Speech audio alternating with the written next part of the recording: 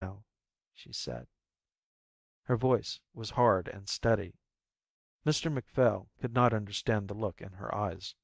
Her pale face was very stern. They walked back slowly, never saying a word, and at last they came round the bend on the other side of which stood their house. Mrs. Davidson gave a gasp, and for a moment they stopped still. An incredible sound assaulted their ears.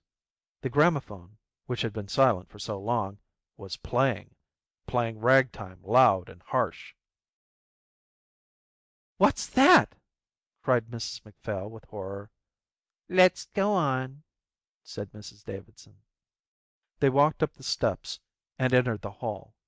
Miss Thompson was standing at her door, chatting with the sailor.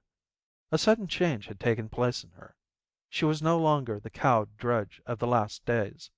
She was dressed in all her finery, in her white dress, with her high shiny boots over which her fat legs bulged in their cotton stockings.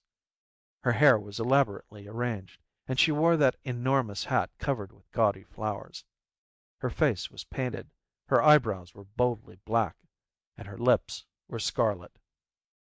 She held herself erect.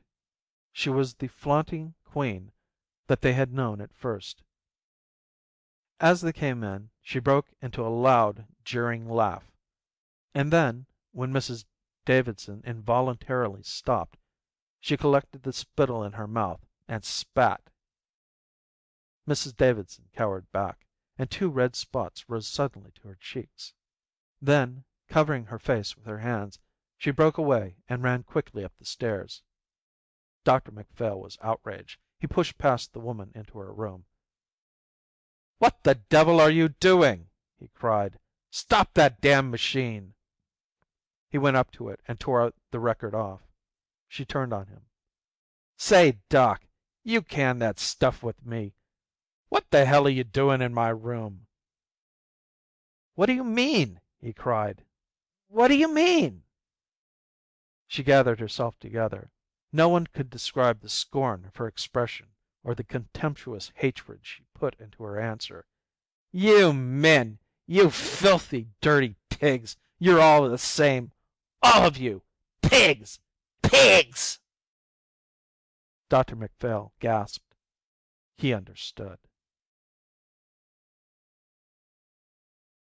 End of Part 3. End of Rain by W. Somerset Maugham.